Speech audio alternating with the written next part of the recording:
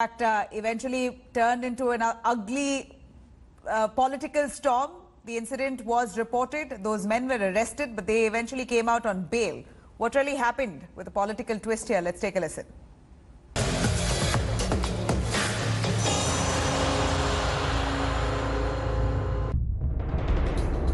Brazen daylight attack.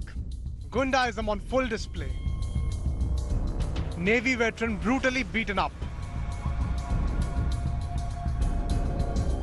He was hit on his eye, dragged by the collar. Shiva Sainiks went on a rampage on Friday evening after retired naval officer Madan Sharma allegedly forwarded a WhatsApp message mocking Maharashtra Chief Minister Uddhav Thackeray. मुझे मालूम नहीं था कि कौन बुला रहा है, लेकिन नंबर से मैं नंबर दे दिया हूं मैं, और वो बुला रहे थे कि हमको बात करने का है, वो कुछ वायरल मैसेज के लिए। मैं बोला कि मैं काम कर रहा हूं, मैं बाद में आऊँगा, कोई बात है तो बतला दीजिए।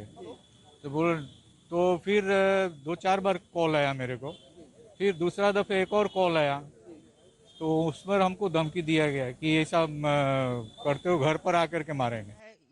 Angry over the incident, his son demanded president's rule. Forwarded message, जो कार्टून का मैसेज है, वो एक फॉरवर्डेड मैसेज के लिए इतना बड़ा एक 65 इयर्स ओल्ड आदमी को वो इस तरीके से मार सकते हैं। मैं साधारण नागरिक बिल्कुल सेफ नहीं है। ये इधर जो भी मुंबई में हो रहा है, ये खत्म होना चाहिए। ये टोटली खत्म होने के लिए प्रेसिडेंट रूल बहुत जरूरी है महाराष्ट्र में। री इलेक्शन बहुत जरूरी है महाराष्ट्र में। His daughter alleged that their father was harassed even by Mumbai cops. उनकी जान भी जा सकती थी, ये लोग जैसे मारे हैं। अभी तो एक ही फुटेज आया हुआ है, सर्कुलेट हुआ है, बाहर का फुटेज आया नहीं है। वो 1 घंटे बाद आई और 2 पुलिस वाले आए और मेरे दरवाजे पर खड़े हो गए फ्लैट के, और बोल रहे हैं कि आपके पिताजी को लेके जाना है। All the 6 accused Shiv Sainiks are now out on bail on surety bond of 5,000 rupees, keeping the court's COVID guidelines in mind. While the accused might have gotten temporary relief, the pressure is only mounting on the Uddhav government. Opposition BJP launched an all-out attack, protesting outside the Joint CP's office in Kandivali along with the victim's daughter. शर्म आनी चाहिए इन्हें। हम अनुरोध करते हैं महाराष्ट्र सरकार से कि जिन नेताओं ने इन फौजी भाइयों को मारने का दुस्साहस किया है, उन्हें कड़ी से कड़ी सजा मिलनी चाहिए। और शिवसेना के मन में कौन सा ऐसा डर है, कौन सा ऐसा भय है, कौन सी ऐसी उनकी बौखलाहट है कि उनका हर कदम एक नई गलती को जन्म दे रहा है और उनकी एक नई गलती उनके विनाश के लिए कारण बन रही है। Former Maharashtra Chief Minister Devendra Fadnavis also tweeted about the incident. Please stop this Gunda Raj, Honorable Uddhav Thackeray ji. We demand strong action and punishment to these goons. Actor Kangana Ranaut was not far behind in training her guns once again at the Chief Minister Uddhav Thackeray.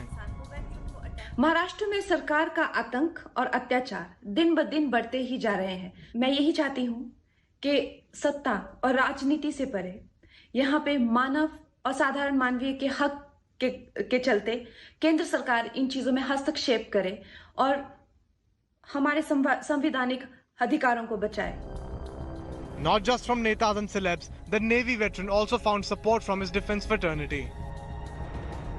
हम देखेंगे कि अगले बार ऐसे कार्रवाई कभी नहीं करे, इसलिए हम आज उद्धव जी को भी मिलेंगे और ये कार्रवाई बंद कराएंगे। We are all joining. We are from Mexico. Our president is coming. Brigadier Sudhir Sawant will be here, and we are all showing our entire country that we are all together. Whether Sena or any other government, we are not bothered, but we are sure that all ex-servicemen are together.